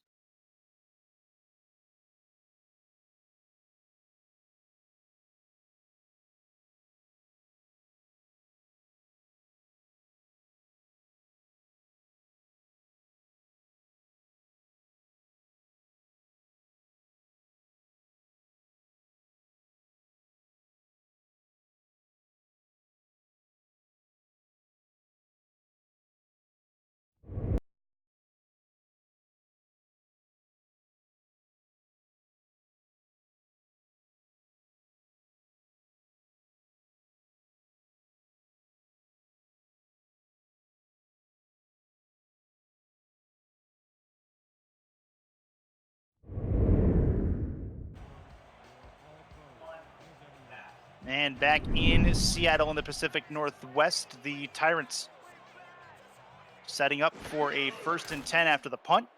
First play from scrimmage is a pass over the middle out to the 30-yard line. 31 is where they'll mark him. It is junior senior the third, his 7th grab on 11 targets so far. Pretty efficient for him, and a 5-yard gainer. Yeah, pretty efficient day there for junior senior. Play and first down, getting 5 yards. Let's see if on this one if they start hammering with Sandlin. 2nd and a nickel. 4 on the defensive line. They'll move left. Handoff through the tackles. Sandlin busts through 1. He's going to have a first down, I think, for his efforts, or at least close. They'll say 3rd and inches. I would argue that. It looks like Sandlin's trying to argue that as well. 3rd and inches there. Yeah, they brought in Concordia there, the fullback, to give him some extra blocking, and it helped. Great blocking up front. He was able to burst through there and make it 3rd and inches. Probably not the last time we'll see Concordia in this football game. Sandlin on 3rd and inches, going to finish the job. He's going to have a first down for the Tyrants, get it out to the 39. That's the thing on these drives for the Tyrants, and versus what Charleston's doing on offense. The Tyrants are at least getting first downs. They're moving the ball down the field. They're eating some clock. Charleston, in most cases, they're having issues getting past that first down, and that can really start a drive when you get that first one. Yeah, and as they get higher in the down count, closer to 3rd down, they're not as effective. Under center. Plenty of time to the left, to the sideline. That is a catch and a 7-yard gain out to the 46-yard line. Nick Castle, I believe it's his 5th grab to this point. Good work from him, the newcomer. Yeah, good work. He's making a name for himself out there. It's always good to show your quarterback that you got reliable hands. He's also shown his hands on every part of this field so far. The left side, over the middle, on the right side. He's willing to take a hit as well, as he's shown in a couple different spots. 2nd and 3. Handoff. Sandlin through that middle. That's going to get through for a first down. 1st and 10 again as they get closer to midfield. Yeah, I love the play calling by Seattle. They're they're doing a good mix, and anytime they get Sandlin up the middle there, they haven't been able to stop him.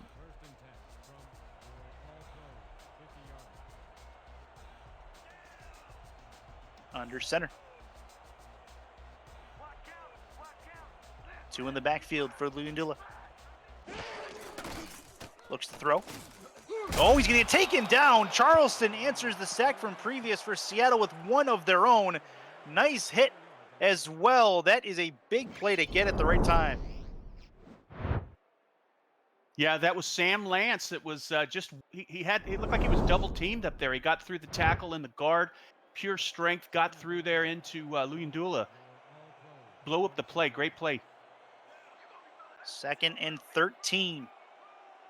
After a 3-yard loss there, Luyendula to throw. To the outside, that'll give him a couple yards back. There is a flag on the field. We'll see what Stripes has to say.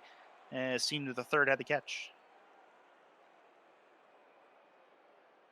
Holding, number 74, offense. And an offensive holding call, that's not what you want to see if you're a Tyrants fan. That's going to negate any gain they had. It'll move them back as 74, the guilty party. That is also going to bring us to the end of the 3rd frame. 14 all going into the final stanza. This is the SFL on 11 Sports presented by APM Music.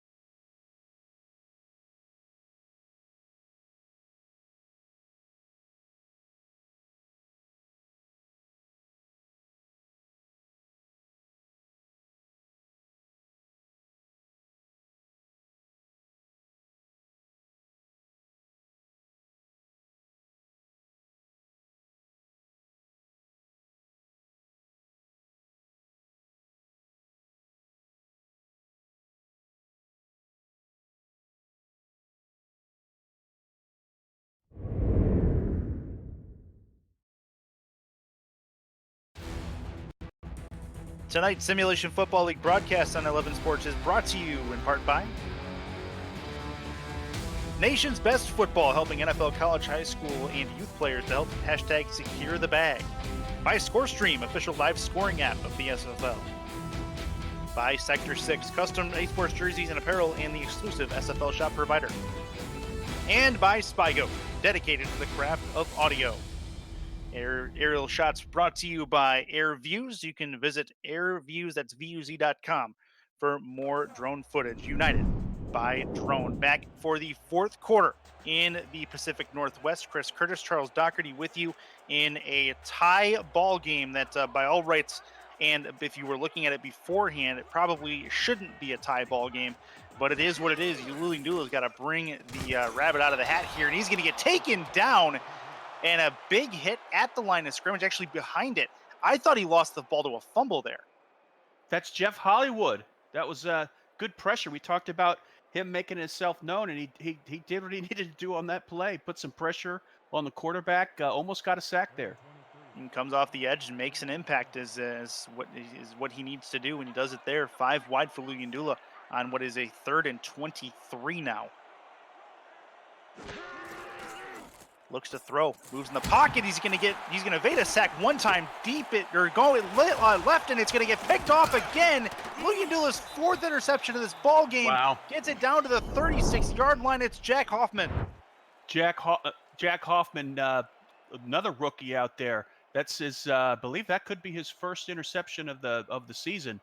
He got a big play there, but you got to have credit also to that front line. They were able to put pressure on Luyendula, made him get out of the pocket and make a very bad throw. Excuse me, that's his 3rd interception. This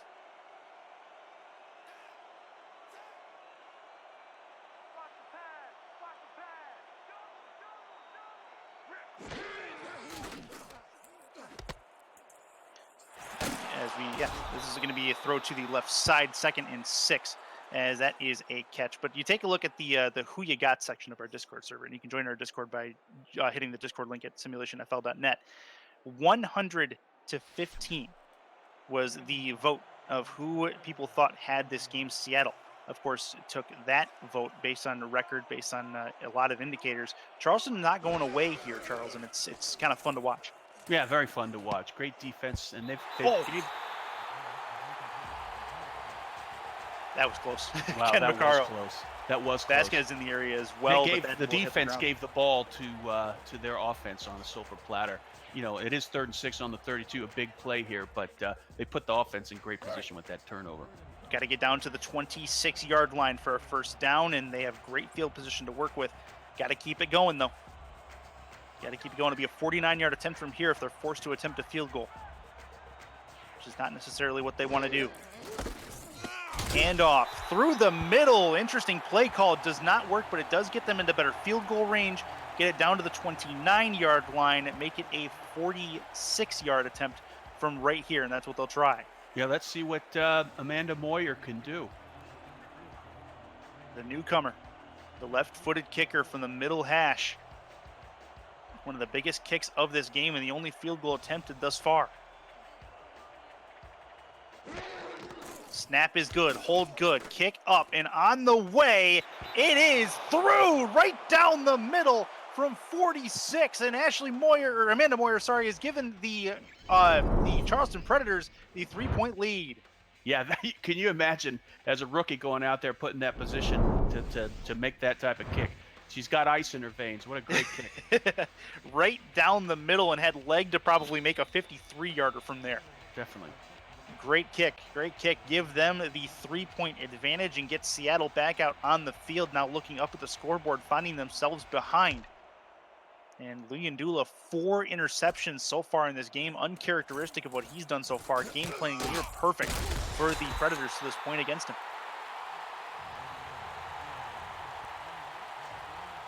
First and 10. Yeah, I can't wait to see this Charleston defense come out again. The defensive line is starting to make an impact there on the line. You know, the secondary and the linebackers have been doing it all day, and now it looks like the defensive line's starting to step up as well. Charleston looking to put together an upset that would keep them in the playoff race, although still going to need some help through the middle.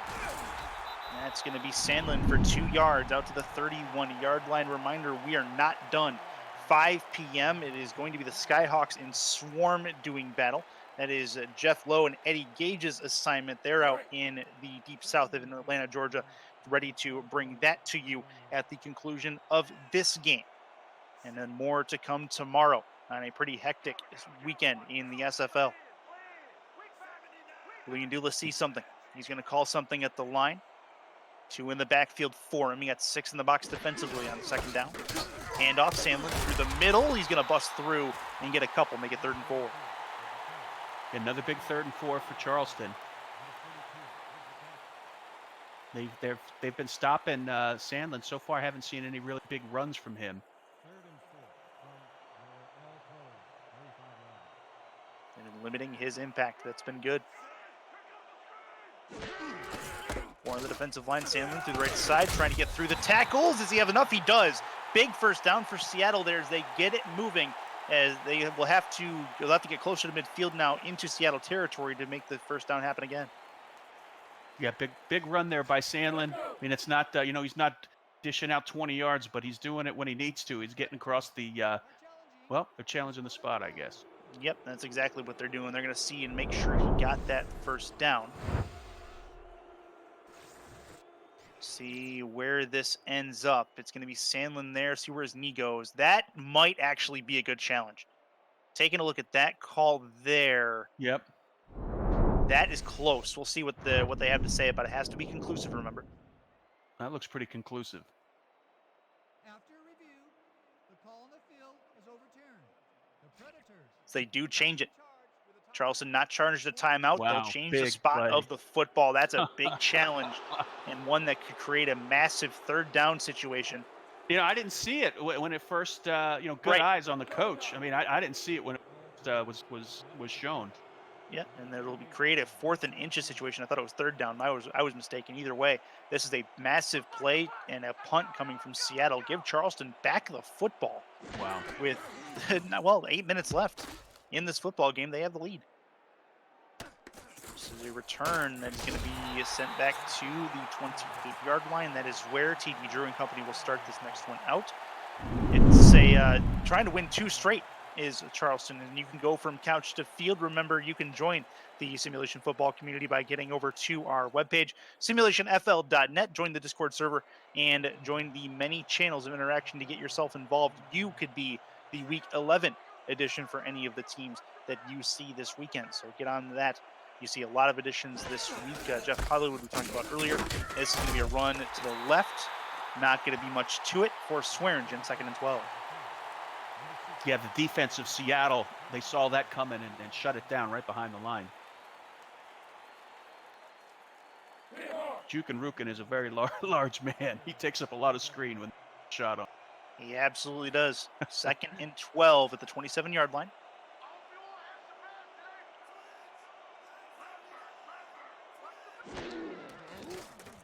To the outside. Catch, not much to that one. Toe drag is accurate. 3rd and 9 after what turned out to be not a very big gainer. But a gainer nonetheless. They'll make it 3rd and less than 10. Yeah, this we've seen the last 3 quarters. The Charleston side has been playing pretty good on offense, but the problem, as was haunted them all season, is their 3rd down conversion rate. Well, some of their issues have been field awareness, not realizing where they are on the field. We'll see what happens here. And a tackle, arm moving forward, no fumble on it, but a nice job of the defensive line to get where they need to. And look who it is. It's Maverick. Yeah, big old Maverick there was able to make his self known. They did what they had to do, getting the ball back to that Seattle offense. And now the pressure's on Seattle to put some points on the board. Their time is ticking away here. You can see everybody enjoying this 4th quarter in the 11 Sports Next Twitch chat. Saying hello to everybody from Seattle, to all of you. Take a look at Drek, to Pure 2K12, Mello Taylor, among many others in the chat enjoying this one, as this will be back into Seattle's possession. Punt return looking good. This is back across midfield, and he's going to get taken down at the 43-yard line. What a return for Seattle, and they have great field position to start this drive. That was a huge return. That was over the 50-yard line. Seattle comes out there, takes a lot of pressure off the Seattle offense. The blocking up front was stellar, and it looked like, it looked like he had a path way up in the middle there until the 50-yard line. Nick Castle again making his presence known, 1st and 10 for the Tyrants at the 43-yard line. Luyendula's under center trying to make something happen. 4 picks today, but still has a chance to win this football game. The defense has kept him in it. Over the middle, that's caught. Out to the 25-yard line, stopped at the 24. What a grab, as that was a needed long play down the middle of the field for Mason Kirby. Yeah, Mason's been pretty quiet this game. That was a big catch, and if you're going to make a catch, now's when you need to do it. That ball came out of there like a rifle. A bullet shot from a rifle. Got right into his hands. Didn't have a big window there. Perfect play all around. Their win at San Francisco last week, he was decent. He wasn't outstanding. 4 catches, 39 yards, but he was decent. He was there when he was needed. Offset I formation. Pump fake, throw, short, stretching catch out to the middle. It's going to be a 9-yard completion based on forward progress. Make it 2nd and 1 as Kirby shows up again. Yeah, there goes Kirby. I mean, he's from the Seattle offensive side, he's got the most receiving touchdowns. So let's see if they get him involved as they get closer to the end. Offset I formation. Handoff. Left side. That is a 1st down. Nice run by Sandlin. It's going to get them yards, what they needed exactly, as it'll be at the 14-yard line. They're knocking on the door. Yeah, they've got the Charleston defense on their heels, which they haven't been in that position a lot today, but they're really going to have to hunker down on this one and keep them out of the end zone. Just in the shadow is that end zone. Seattle trying to reach it again. 1st and 10. Handoff. Sandlin going to get stopped at the line and behind it. 1-yard loss, as the majority of Predators were in there to make that stop, including the linebacker. Yeah, majority of the defense was there. Especially saw Brandon Haight start in there with the first part of the tackle to keep him from making any momentum. So all around good defensive play there. In the gun, 2 with him is Luyendula. 4 on the defensive line. Charleston trying to bend but not break. Luyendula ready to throw. He's going to get taken down. Pressure coming. They're going to bring him down by the legs. It's a 7-yard loss on the play. Get it out to the 21. And what a grab. Will Hammer, the backup. Yeah, the backup got in there and got past the blocking was pretty bad, I think, on that up front. He was able to power through, and Luyendula had no time to get rid of that ball. 3rd and 17. Still in field goal range at the 21-yard line. It'd be a 38-yard kick from here. Luyendula 5 wide, trying to get down there. Not trying to get it to 3 points. He's going to get taken down again. Came uncontested to the quarterback and brought him to the turf. 4th and 24 as they make it harder on themselves. That was 2 great defensive plays back to back, and Zachary Bates knocked him out to the edge of field goal range. Big play, and they're doing things in this game that the Predator defense that you just don't see done against Seattle. They're sacking the quarterback, and they're making the quarterback throw interceptions. 45-yard attempt from the middle hash. Needed to tie the game. Snap good, hold good. Kick is up and on the way, and it is good. Talk about ice in his veins. What a kick to tie this game up at 17. Well, yeah, the defense did everything they could do up until to keep them from getting in the end zone, but that kicker came out there, and like you said, just hammered the ball down through the uprights there. And now we've got 17-17 game, and this is exciting. I need some more of those drone shots of the water in order to calm down. I like it. This is going to be the kickoff here. Charleston finds themselves in a spot where they could win the game, potentially, down to 4:05 left. They can kill enough time off the clock, get some points. They may put themselves in a position to win, but their offense has to come alive, which has been kind of a Jekyll and Hyde effort all season long. They need them here now more than ever with their season potentially on the line. Yeah, it goes without saying, no mistakes at all. It's always good to get the 3rd down conversions, but you can't gun it in there and get an interception. You got to keep the ball out of Seattle's hands. 1st and 10 from the 29-yard line. The single biggest drive of this game to this point is right now. Looks to throw. Drew, deep, middle, overthrown, and that is an incomplete pass. Shea Carroll with the intended target. No good there, 2nd and 10. It started with with the defensive line. They put pressure on TD Drew. He wasn't able to get rid of that ball cleanly. 2nd and 10 at the 29-yard line. Got to get something going here. Got to get a first down. They should start working on that probably right now. I wouldn't be surprised if we see this in Swearingen's hands. It will go to him. Left side, trying to burn the edge. He's not going to do it. Great job on defense. The coverage is awesome there from Seattle. And it's 3rd and 12, and now their back's up against it. Yeah, I mean, if you're thinking of situations to be in here with 3.5 minutes left of the game with a tie ball game, 3rd and 12 is not one of them you want to be in, especially against the Seattle defense. Oh, tried to get it away, and that's not going to go very far. He's tackled as he threw. That's not going to work. Seattle's going to force a 4th down, and that is going to work. Denzel Maverick making himself known again as he comes in and lays a hit to the quarterback. Yeah, both Maverick and Rukin are starting to cause an impact there on that line, and it's they did not so much in the first couple quarters, but they're doing it when they need to.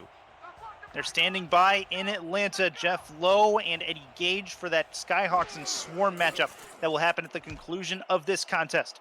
That kick is end over end on 4th down. Out to the 35-yard line at the 37 is where they will mark him. So give Luyendula the ball, chance to go through and possibly win this game with all odds against him. 4 interceptions so far today, but they have a chance still to come out on top. Big series there. Charleston's been playing, above and beyond on both sides. Well, especially on defense, but this is a big test for that defense. They've been playing good for the first 3 quarters, and if they let them get through here on the 4th, it's all going to be forgotten. Sandlin with a real nice run on 1st down, get them 7 yards. Tried to truck his way through 2 Predators. That didn't work. 2nd and 3. Yeah, good run, good blocking up front. I think it's going to come down to the lines, either on the offensive line or the defensive line. So far, the defensive line on both sides have been making an impact. Callan and Holly, 2 picks of the 4 that Luyendula has thrown today, trying to avoid him if at all possible. Sandlin on 2nd down, fumble on the ground, and we'll see who has it. It is Charleston that picks it up. The Predators have the football, and they turn it over again. The 5th turnover on the offense for Seattle today. That's unbelievable. I mean, that's something you rarely see. I mean, this is just a bizarre game. You're seeing things done on the Seattle side that doesn't happen very often. Fumble by Sandlin, sacks on Luyendula, and also interceptions. They're in a perfect position there. By the way, on the recovery for Charleston, it's Caledon Holly, his 3rd turnover basically in this game as he picks up that fumble. And what a start in field position for TD Drew and company. Long bomb, over the middle, tipped, and intercepted. Back the other way comes the Seattle Tyrants, back to the 37-yard line, and they give Luyendula another lifeline. Yeah, I need to see the water shot because I'm getting exhausted here trying to track this game. This is crazy. Tip drill brings them back. What a play by the Charleston defense, or by the Seattle defense this time, as they forced their 1st turnover of this game. And Luyendula has a chance here to see one of the offensive tackles go down. We'll get an update on him later. But 17 all, and they are playing ping pong with the football at this point. Yeah, Charleston took a little risk on that one and paid for it. Now Seattle's in the driver's seat. I mean, they've got 2-4. They could drive down the field and put this away. In the gun, has Sandlin with him.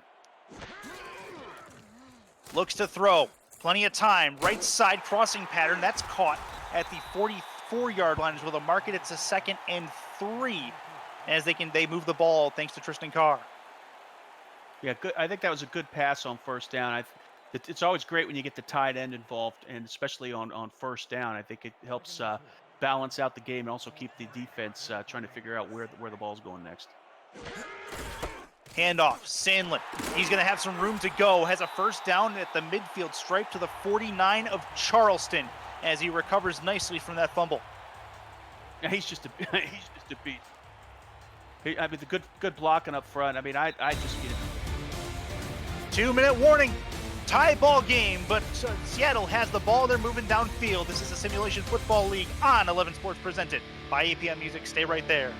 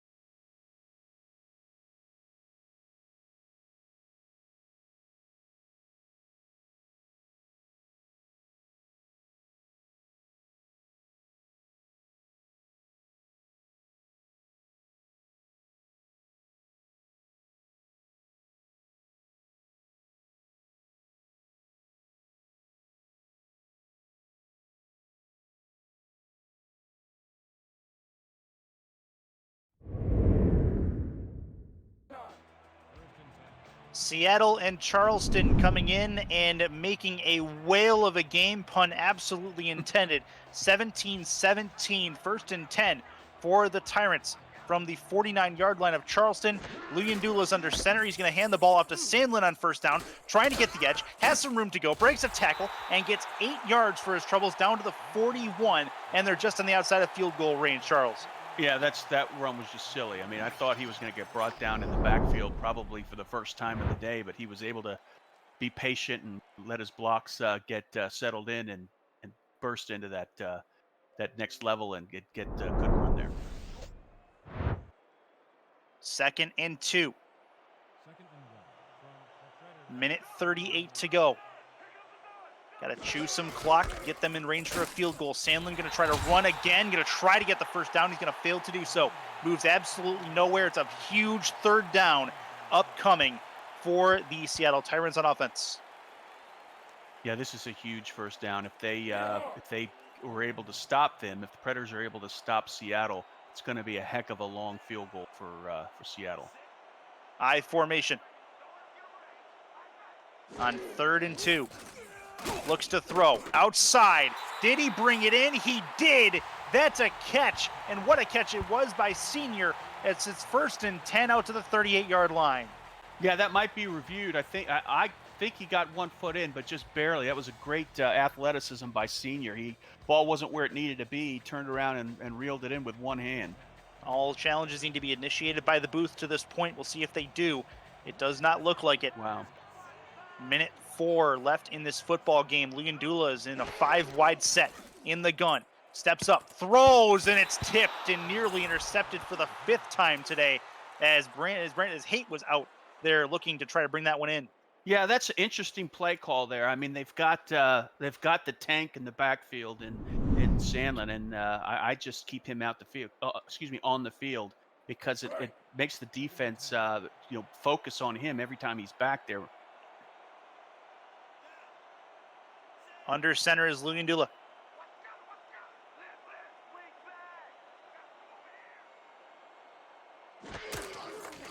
Looking to throw. He gets taken down. Oh, what a play. Defensive line for Charleston comes up and makes a massive effort to get it to another long 3rd down play, and they are still on the outside of field goal range in my estimation. It would be a 58-yarder from here. That was Hollywood again. That was the great plays, man. He's first time on the field. He is really playing out of his shoes. Luyendula's in the gun by himself, 3 at the top, 1 at the bottom on a massive 3rd down. Pump fake, looks to throw, taken down once more. Charleston making a statement, and they're going to keep this game tied. Punt upcoming with less than a minute to go. Unbelievable. That's pure power and very poor blocking on the offensive line. We said, at the start of the 4th quarter, it's going to be what happens in the trenches. And number 70, Bob Mallet, just dropped the hammer on the offensive line and was able to get in there and bring him down. Big play. to punt, which is going to make things real interesting. Come this new drive for Charleston, they're going to try to pin them down as far as they can in a 17-all game.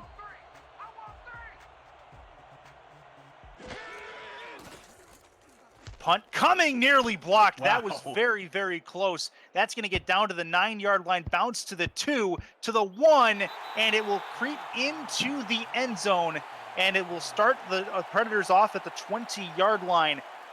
Wow. Crazy turn of events in a 17-all ball game. That Charleston coming into this game, most would have thought, and most did think they didn't have a chance, a prayer to come through and have a chance to win this late in the ball game. Yeah, it's unbelievable how well they've been playing on defense, and not a lot of time for the offense to put any points on the board before overtime. 46 seconds to go in regulation. To the outside, Swearingen receives that football. He's going to go to the outside. 2nd and 9 after a 1-yard completion. They're going to try to run a no huddle here with 33 seconds left. I would just run it out if I were them. To the outside, sidearm throw. He found the seam. What a throw it was. That's a first down, and a little bit more coming in as it's a, timeout called. Predators will stop the clock. Sean Harrelson, the target on that play. Yeah, it's dangerous, going to the passing wheel here at this point of the game. I mean, I'd run the clock out and, get time to regroup and, try and get some points on the board in overtime. But you don't want to make a mistake here because you're going to pay for it. They're going to get the ball there in field goal range. No, if they're at the 35-yard line of Charleston right now, they got to get to the opposite side of the field almost exactly to get it into field goal range for Amanda Moyer. Looks up, throws. That's a short throw.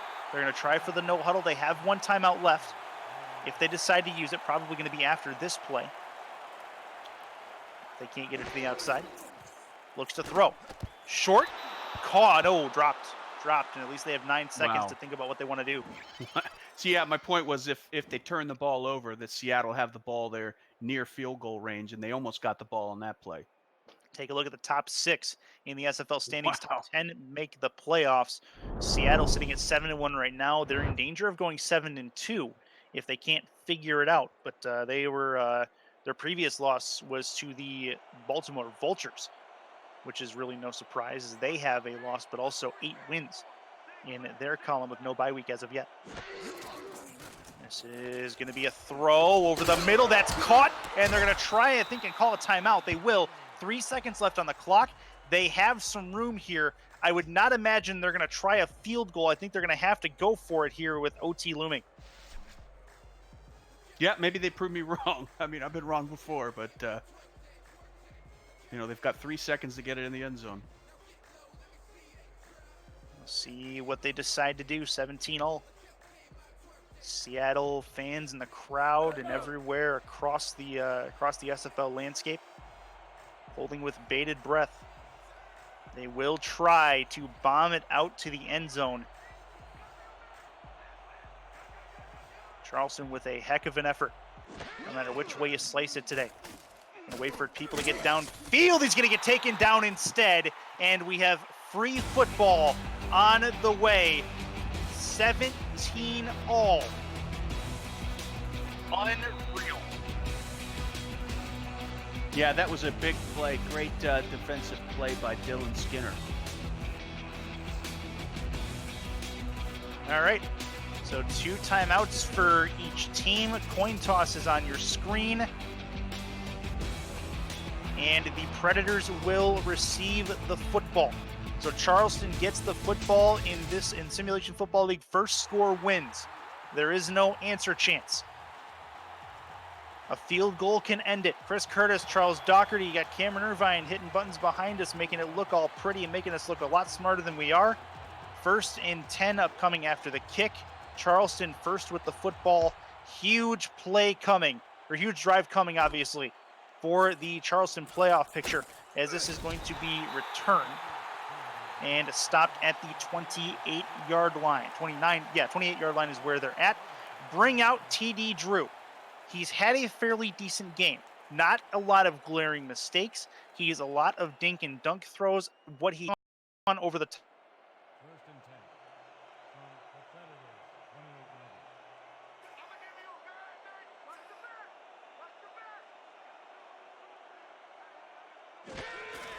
There we go. This will be a play over the middle. It's going to get him 7 yards, 2nd and 3 at the 35-yard line.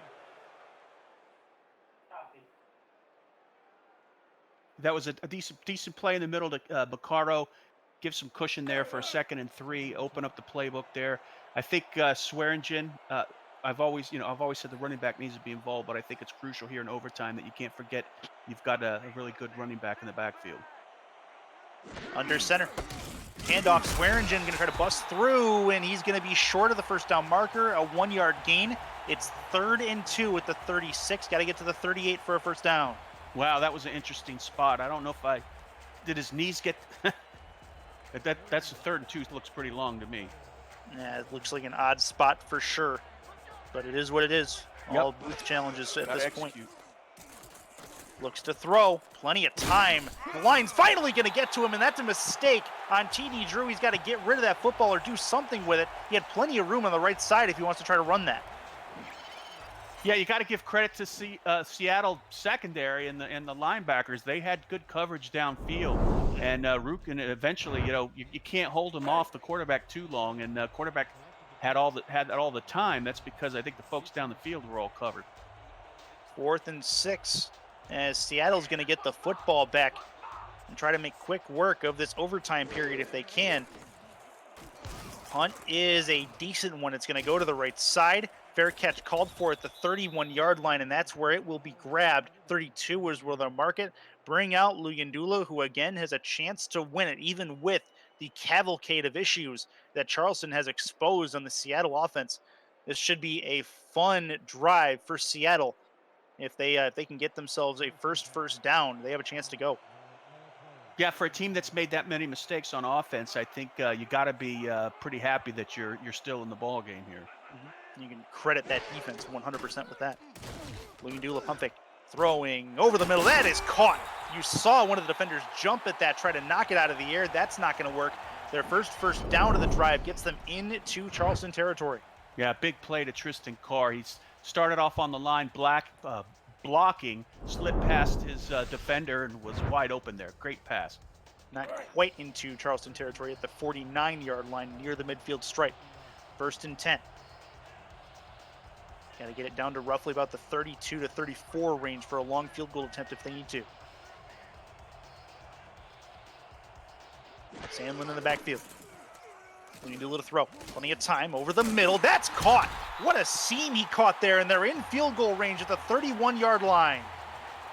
Yeah, that was a dangerous pass there to junior senior, but normally passes like that get intercepted, but it was barely over the defender's hands and got into junior senior. 2 in the backfield, likely going to run the ball and pound the ground here. Sandlin with the ball. He's going to try to move between the tackles, and he'll get another 5 yards. From this spot, it would be a 43-yard attempt. We'll see if they want to waste or if they want to try to run another play or if they want to just bring him out. Yeah, I think they've kept Sandlin out of the end zone so far. Is that right? Yeah, they actually have. Everything has been through the air that they've been able to score. Yeah, that's a huge credit to the Charleston defense. Let's see if they can keep him out this time. Sandlin's in the backfield here. Looks to throw. Plenty of time. The outside towards the sideline. That's caught. Got to move at the 12-yard line, and he's going to get marked at the 13. Another big one there for, looks like, senior the 3rd, who has been the primary target for Luyendula's offense. Yep, primary target. We've seen this before. Seattle drive down the field, and just when we think Seattle's getting in the end zone, the Charleston defense rises up, and if they're ever going to do it, they got to do it right now. 1st and 10 at the 13-yard line. They're waiting in Atlanta for this game to end, which could be right here from the left hash at the 13-yard lines where the ball's at. It's a 30-yarder from this spot. Snap good, hold good, kick up and on the way. It is good, and Seattle's going to walk away a winner. 20-17, and they finally get it done. They move to 8-1 on the season. What a game from Seattle and from Charleston. Your final thoughts, Charles? Yeah, great game there. Charleston defense, they did everything they could. It was just a matter of time before Seattle started kicking in and putting points on the board. It's a good wake-up call for Seattle as they're fighting for deep playoff position.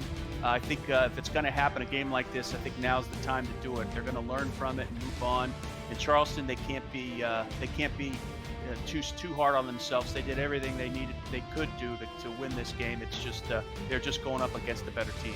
You say that, in Charleston forcing 5 turnovers off of the Seattle offense, 4 interceptions and 1 fumble recovery. 3 of those turnovers caused by, that was Holly. Kaladin Holly came through and made a big effort on the defensive side. Charleston may find themselves at the end of this week out of the playoff picture, but it was not for lack of effort. This team has a bright future ahead of them. You got to figure some things out, but this is a real good effort by them. Yeah, definitely. And I'm trying to figure out who should get player of the game here.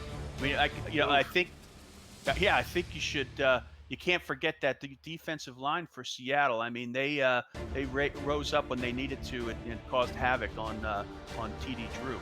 I'd probably put money on either Senior the Third or Sandlin as your players of the game. Yeah, definitely. So that's probably where it's going to end up. But what an effort! And what does that say about Seattle? You come into a game like this, you have 5 turnovers, and you still have a chance and take that chance to win.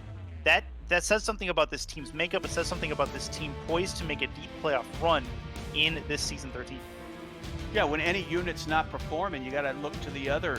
Like in this case, the offensive unit wasn't performing. Special teams and defense did what they needed to do to keep the Seattle Predators in the game. Excuse me, Tyrants. Sorry. You are okay. I'm exhausted from watching this game. It's been an emotional roller coaster, as said in the chat, on more than one occasion. What a game! And we thank you for joining with all of you, letting us into your homes and letting us give you some SFL action. Huge game in the playoff picture for the Seattle Tyrants. They needed this game to obviously keep pace in the top seed race with the Vultures. What a game for them. Charleston, lots to look forward to in the future. Got to take a look. You mentioned player of the game. I think I'm going to finally put my money on Senior the Third before we head over. Yeah, you're going to get that, but you got to give credit to the guys there, the big hog mollies up front. They really did what they needed to do on defense. Still more SFL action to come. Jeff Lowe and Eddie Gage have the call for Atlanta and Carolina. That comes up in just a moment. It is Lulian Dula with 4 interceptions, still 2 touchdowns, 342 through the air for the player of the game. That is probably one of the bigger shocks of this afternoon, but it is what it is. We are not done yet. The SFL continues into the Deep South right after this. This has been a presentation of the SFL on 11 Sports. For Charles Doherty and Cameron Irvine, I'm Chris Curtis saying goodbye and good night from Seattle. We head now to Atlanta in just a few moments for Carolina and Atlanta. Stay with us on 11 Sports.